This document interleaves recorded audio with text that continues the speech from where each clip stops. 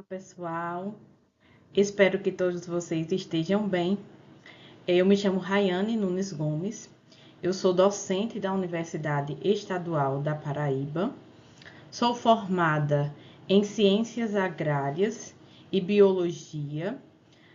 Tenho mestrado em Zootecnia pela Universidade Federal da Paraíba e doutorado também em Zootecnia pela Universidade Federal Rural de Pernambuco. Hoje nós vamos conversar com vocês um pouco, a respeito das técnicas de conservação de forragem utilizando a ensilagem e a fenação.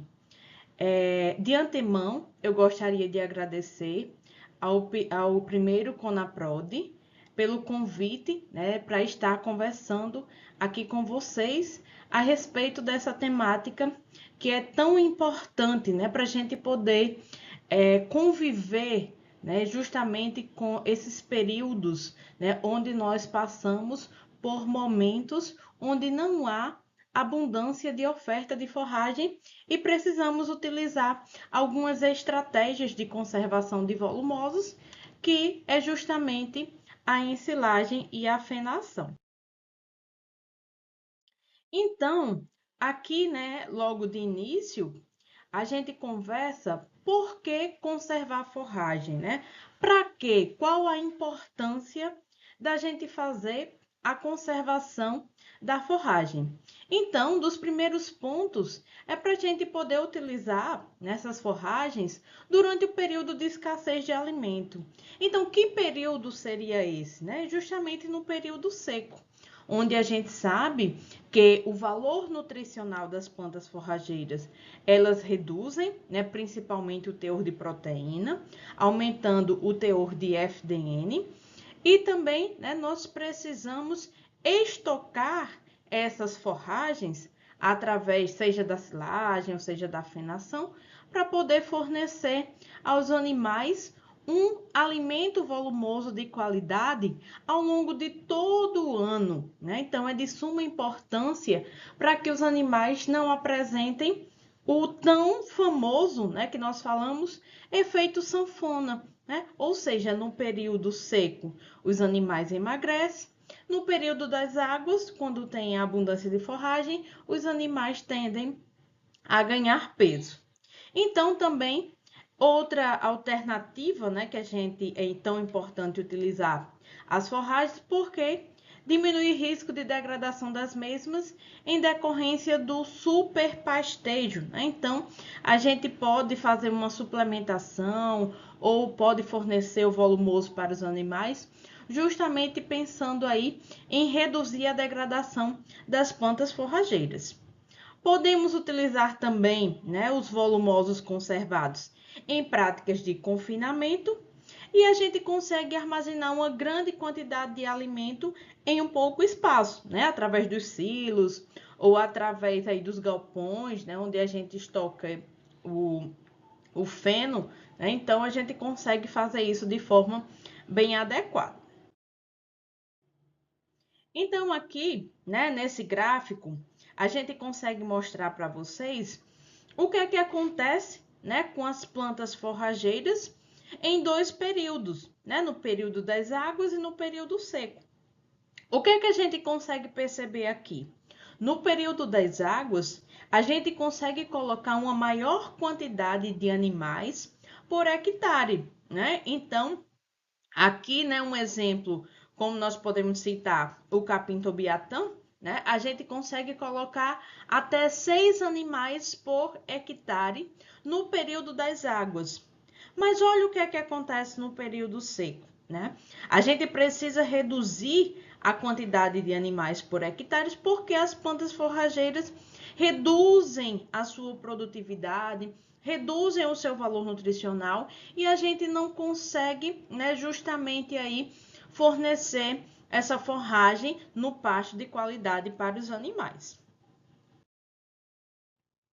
Então, as duas técnicas que a gente vai conversar aqui com vocês hoje é justamente a ensilagem e a técnica da fenação, né? Que ambas aí elas podem ser utilizadas, né, na alimentação dos animais como fonte de volumoso. E vale salientar, né, se nós compararmos essas duas técnicas, a mais utilizada aqui no Brasil é a técnica da ensilagem. E tem os seus motivos. Apesar da fenação ser muito simples, né? A gente pode dizer assim, né? O que que a gente precisa para poder utilizar a fenação? De sol, né? Mas a gente sabe, né? Se a gente for fazer em grande escala, há necessidade de maquinários para a gente poder executar, né, a afinação de forma adequada. Já em silagem, a gente também vai utilizar maquinários, mas no caso são máquinas mais simples, né? Já a afinação exige uma maior quantidade de maquinários, de implementos, que nem todo produtor vai ter acesso para poder executar a técnica de forma adequada. Então, né, nós vamos aí, né, vamos falar primeiro com vocês a respeito da técnica da ensilagem. Então, o que é a técnica da ensilagem, né? Em que consiste a técnica da ensilagem?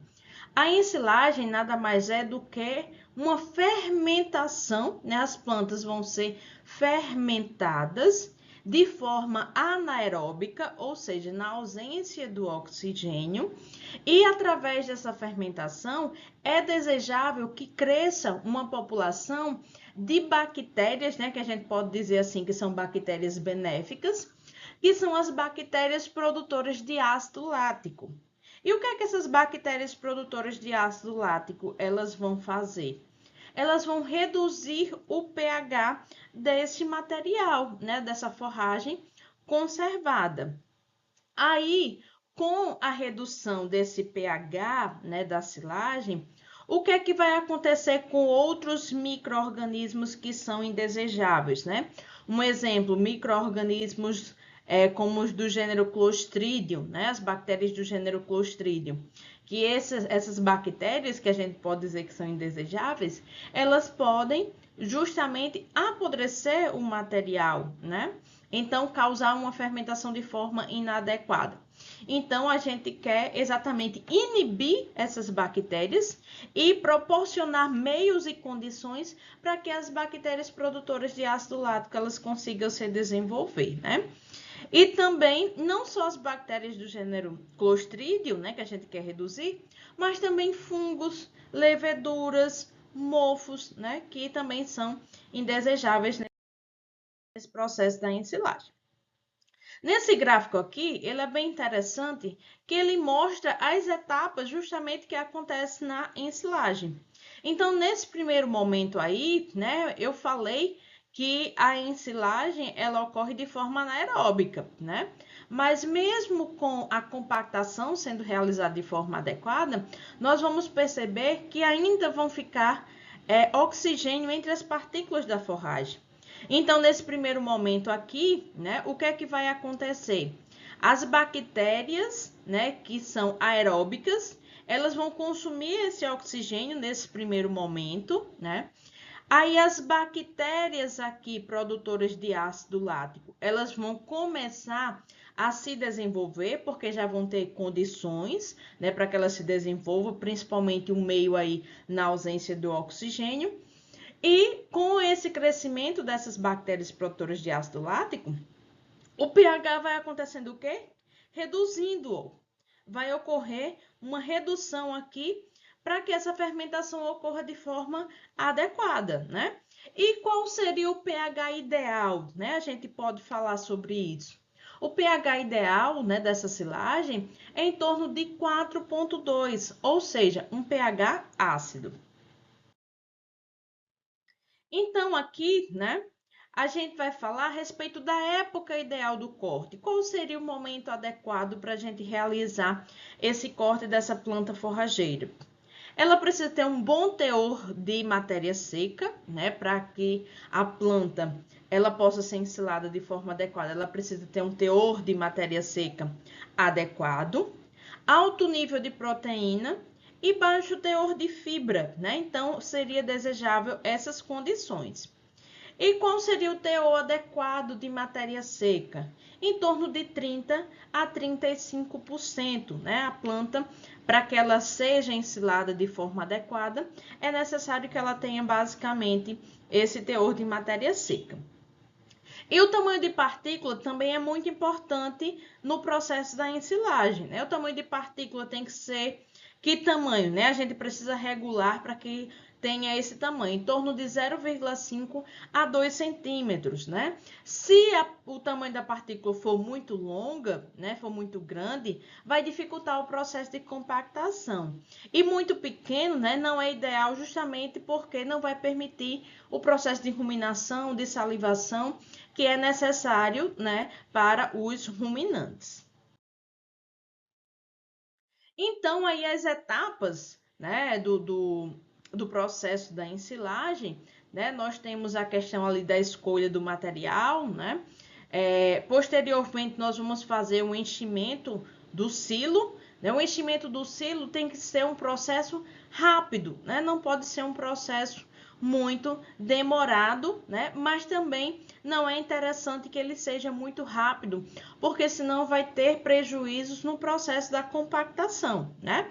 Então, o enchimento do silo tem que ser o mais rápido possível, mas também, né, não pode ser assim tão rápido a ponto de prejudicar o processo da compactação. Então, aqui nós temos uma imagem, né, onde nós observamos um silo tipo trincheira, onde ele está sendo cheio, né? E aqui nós observamos já, né, o trator compactando a partir do momento que a gente deve adicionar camadas, né, da forragem e, na sequência, fazer o processo de compactação, né? Coloca uma camada, compacta e vai adicionando assim outras camadas e compactando. A compactação, né, é através, como nós vimos anteriormente, a passagem consecutiva, né, de trator por toda a massa, né, distribuída.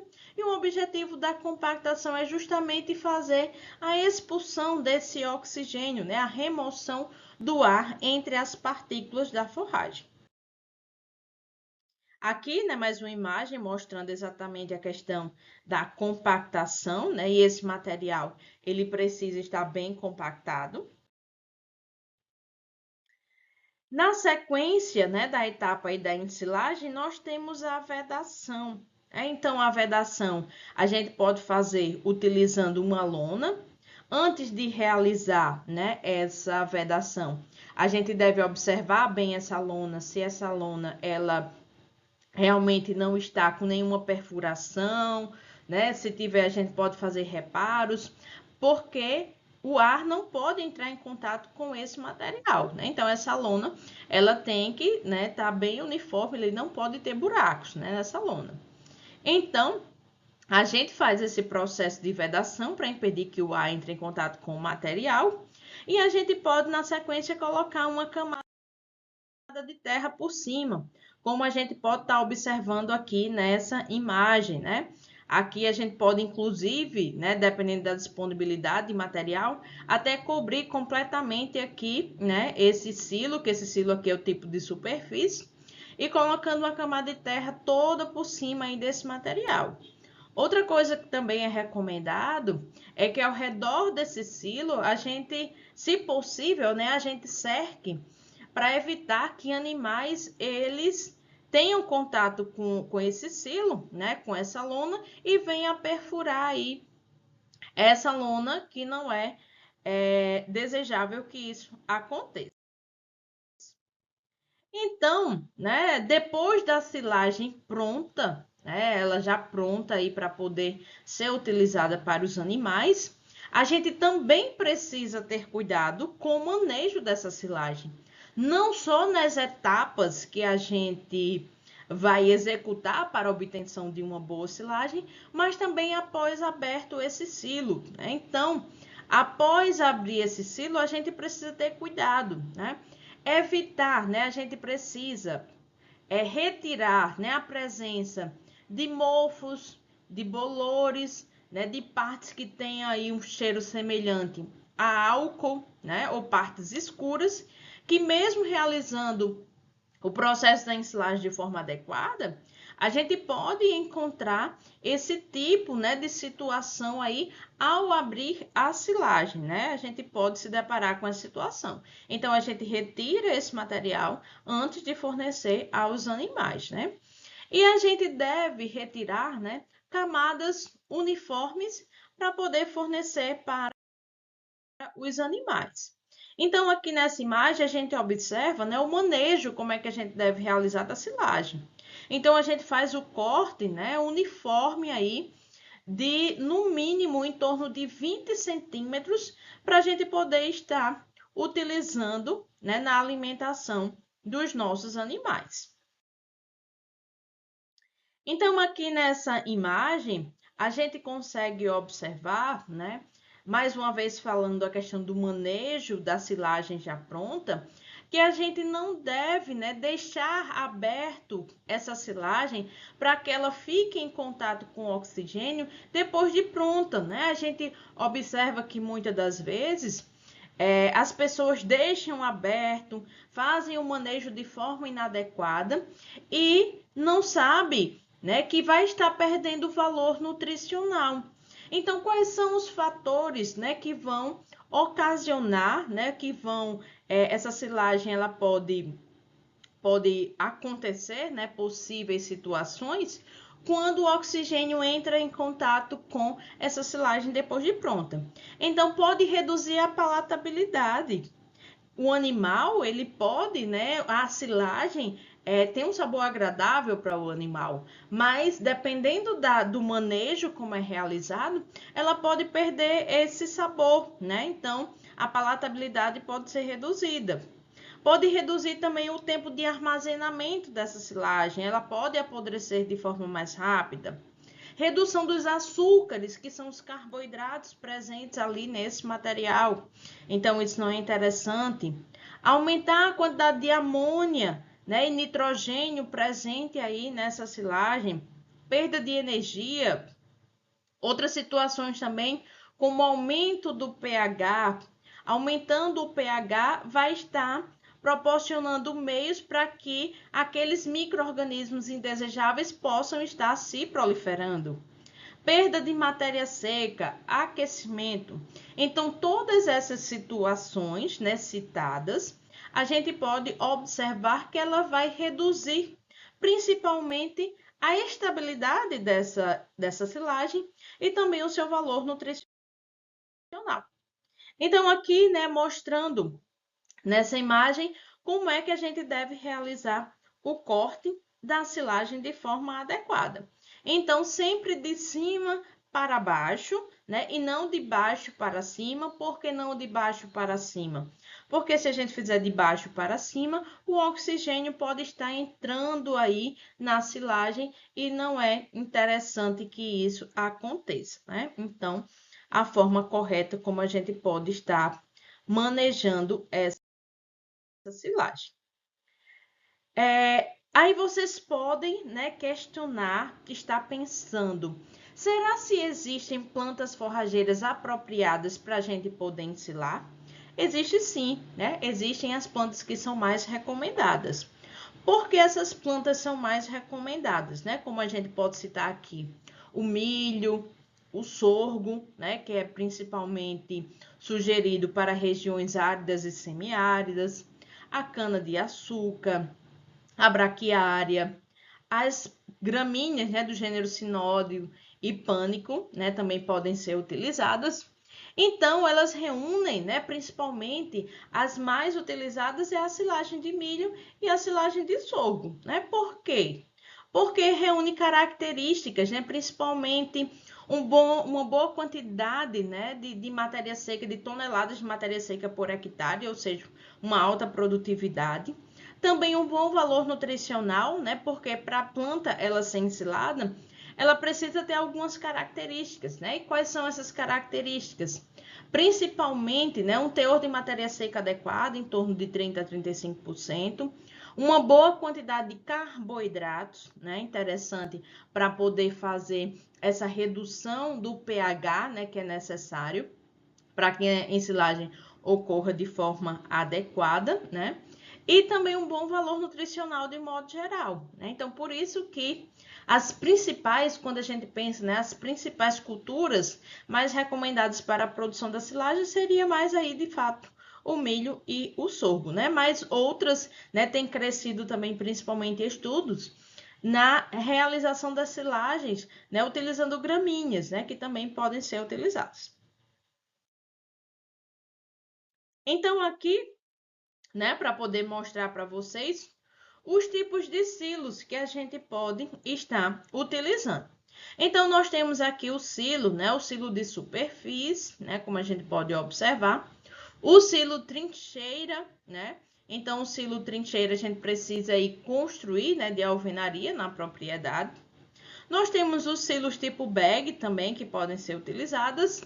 E também para o pequeno produtor, né, uma alternativa muito aconselhável é esse tipo de silo, né, utilizando sacolas, que o produtor ele pode estar utilizando se ele tiver um pequeno rebanho, né? Então ele pode estar abrindo apenas 1, 2 ou 3 sacos e já conseguem fornecer aí esse volumoso de excelente qualidade na alimentação dos seus animais, né? Então são essas as alternativas. Tem outros tipos de silos? Tem, né? Tem outros tipos de silo. Tem um silo, um exemplo tipo bunker, mas esses são os mais utilizados, né? Principalmente o silo de superfície e o silo trincheira são os mais utilizados.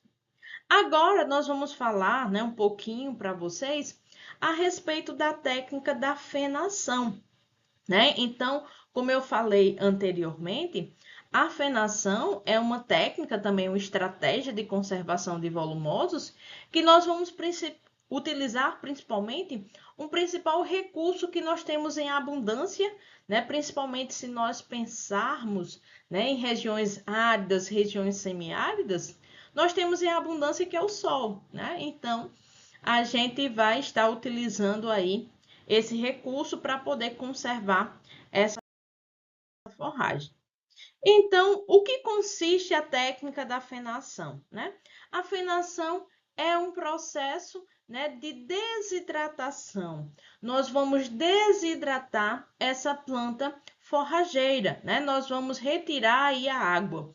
A gente vai retirar 100% da água presente na planta forrageira? Não, né? A planta forrageira ainda ela vai ficar em torno de 15 a 20%, né, ainda presente aí de umidade, né? Mas ela vai conseguir perder uma maior parte de sua água presente, né, nesse material. Então, né, quando a gente desidrata a planta forrageira, né, a gente vai fazer com que micro-organismos eles não consigam, né, se multiplicar ou vão se multiplicar em menor escala, né, fazendo com que justamente não venha danificar, né, ou venha a se proliferar, né, principalmente a produção de mofo, né, não venha estar aí aumentando a sua população, vindo a estar proporcionando bolores, fungos, mofos, né, no material. Então, através, né, da retirada da água, a gente possibilita a conservação dessa forragem. Então, nós temos aí operações envolvidas na fenação, né? Primeiro de tudo, a gente precisa produzir a planta forrageira que a gente vai utilizar através da técnica da fenação, né? Então, é necessário que a gente faça inicialmente o preparo do solo, né? Se necessário fazer uma calagem, uma adubação, né? A correção ali desse solo. Vamos escolher a planta forrageira, né? Daqui a pouco a gente vai também mostrar quais são as principais plantas forrageiras utilizadas na fenação. Então, nós depois vem a parte do corte, né, a secagem e desidratação, recolhimento e armazenamento e fornecimento e alimentação dos animais. Então, aqui Escolha da planta forrageira para a fenação, né? O que é que essa planta forrageira ela deve apresentar para ela poder ser escolhida para o processo de fenação, né? Ela precisa ter uma alta produção de forragem, né? Uma alta produção, né, de toneladas de matéria seca por hectare, né? Então não adianta também, né, já que é uma técnica que ela requer mão de obra, né, requer tempo, requer um plantio. Então, não adianta a gente querer, né, utilizar, um exemplo, plantas forrageiras que têm um baixo valor nutricional ou uma baixa produtividade, né? Então, a gente deve investir, de fato, em plantas forrageiras que elas vão nos proporcionar, né, uma alta produtividade, né?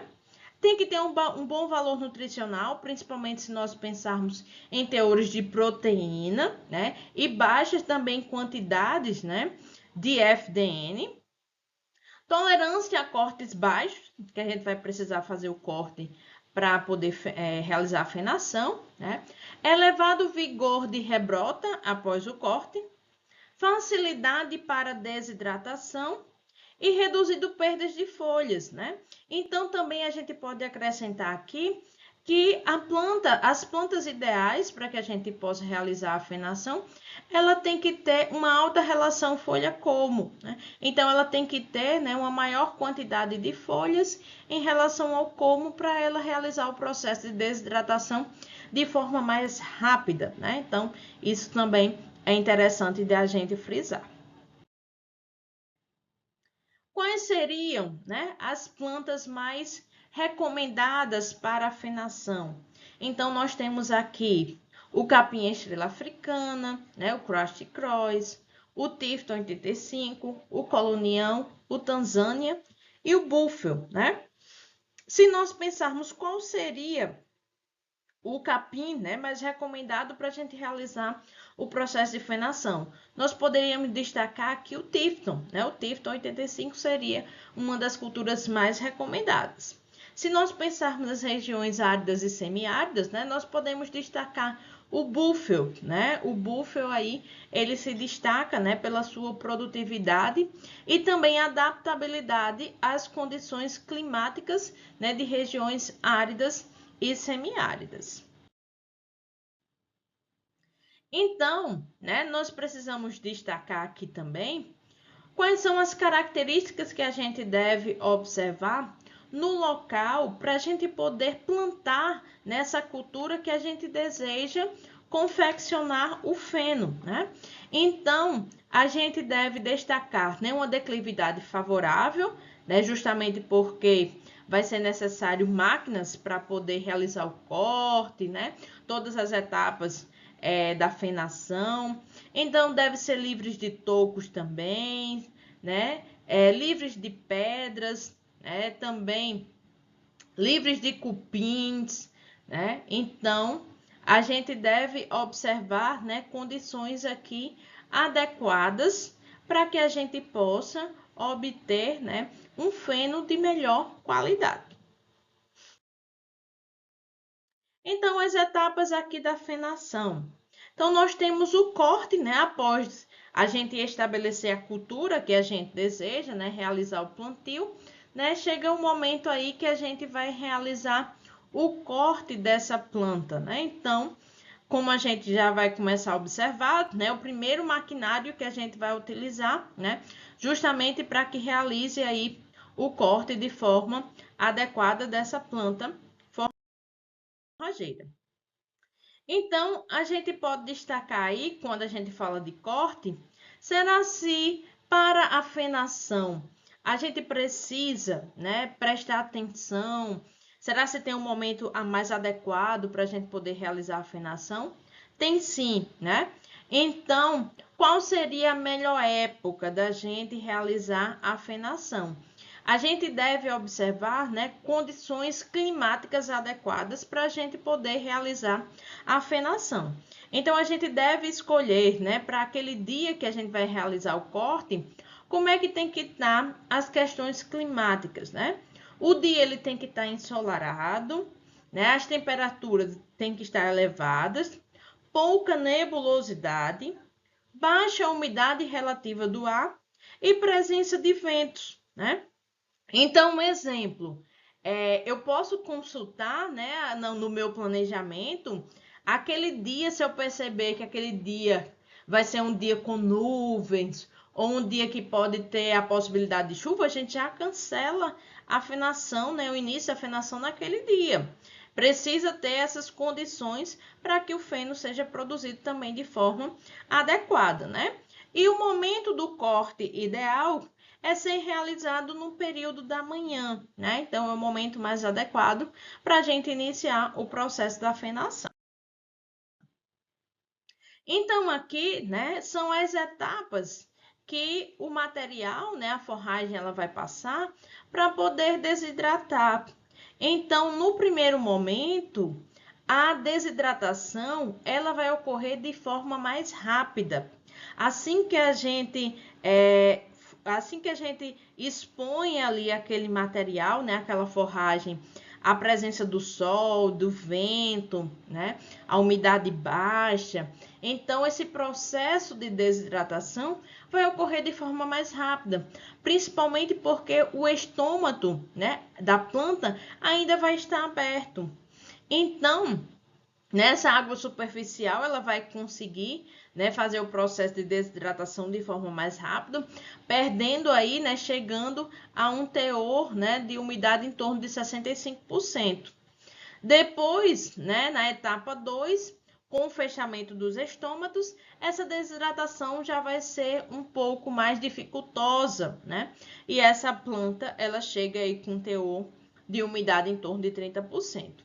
E na sequência também a desidratação mais difícil, né, onde a planta ainda vai estar perdendo umidade, chegando aí com teor, né, de umidade em torno ainda de 10, 15, até 20% ainda é aceitável. Então, aqui, como a gente pode observar, né, na sequência, o ancinho espalhador, né, que não basta apenas a gente colocar a forragem ali para poder ser desidratada. A gente precisa revolver esse material para que possa ser desidratado de forma uniforme, né? Então, a parte de baixo vai para cima, a de cima vai para baixo, né, para poder desidratar de forma, né, uniforme a esse material. Então, aqui, né, os enleiradores para formar os leirões, né, para que possa realizar o processo de desidratação. Então, percebam, né, a necessidade, né, de maquinários para poder realizar todo esse processo de fenação. Então, aqui a gente já pode observar, né, o material, né, passando por esse processo de desidratação, aí os leirões. E, né, chegando na parte do recolhimento e armazenamento, né?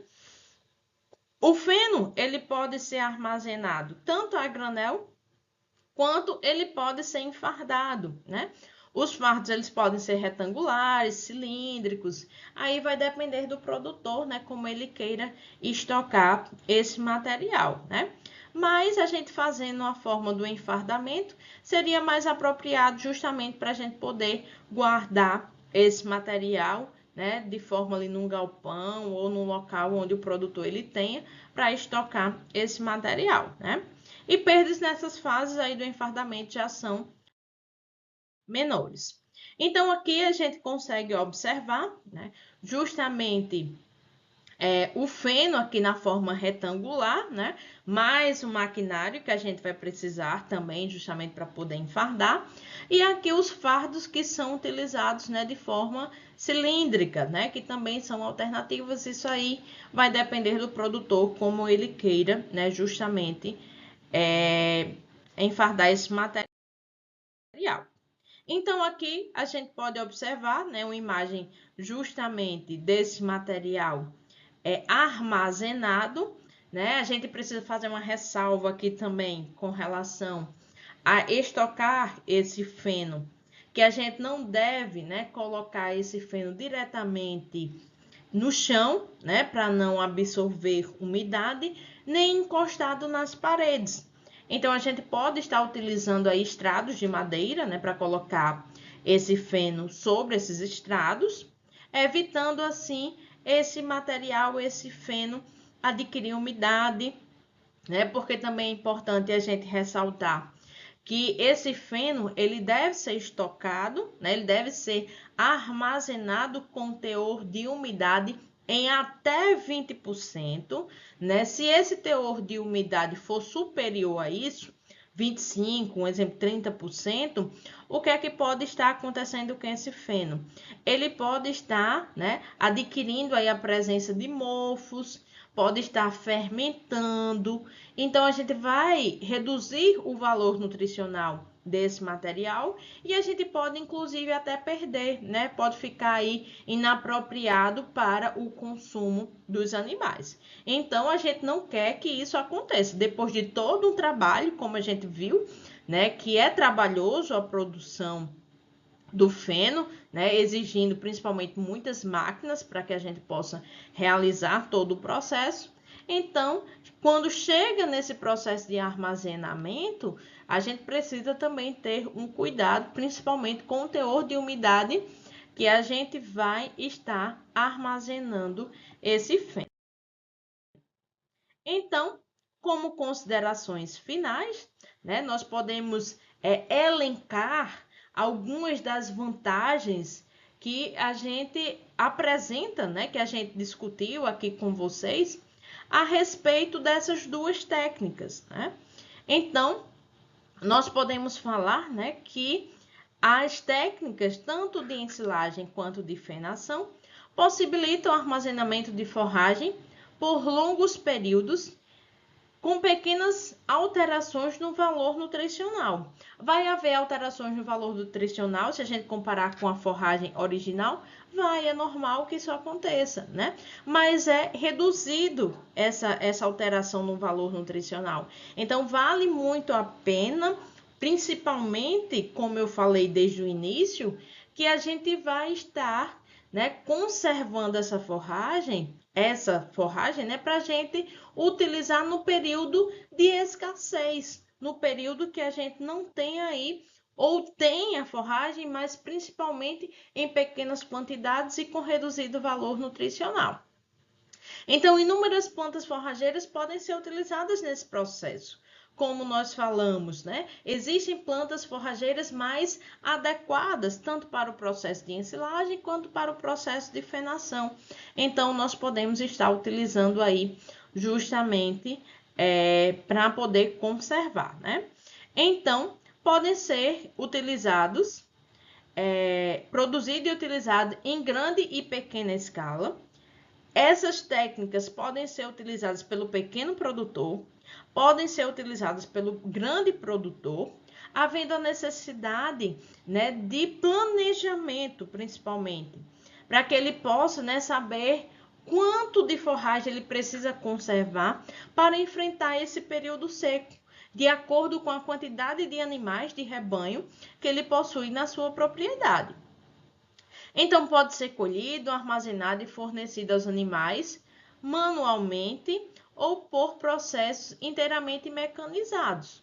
Então, a gente pode utilizar, né, essas forragens conservadas para os animais, né? A depender, a silagem não é tão recomendada na fase inicial da vida dos ruminantes, né? Mas a gente pode utilizar aí para outras categorias. Mas o feno, sim, a gente pode utilizar a partir da fase inicial ali da vida dos ruminantes para haver até um estímulo do desenvolvimento ruminal, né? Então, a gente pode estar fazendo dessa forma, né?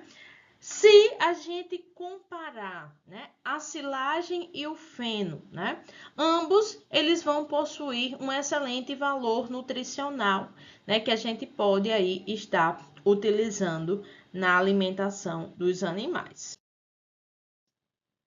Então, né, como uma frase para a gente poder destacar aí no nosso momento final, é que nós precisamos de planejamento nutricional para conviver com a seca, né? A seca vai existir sempre.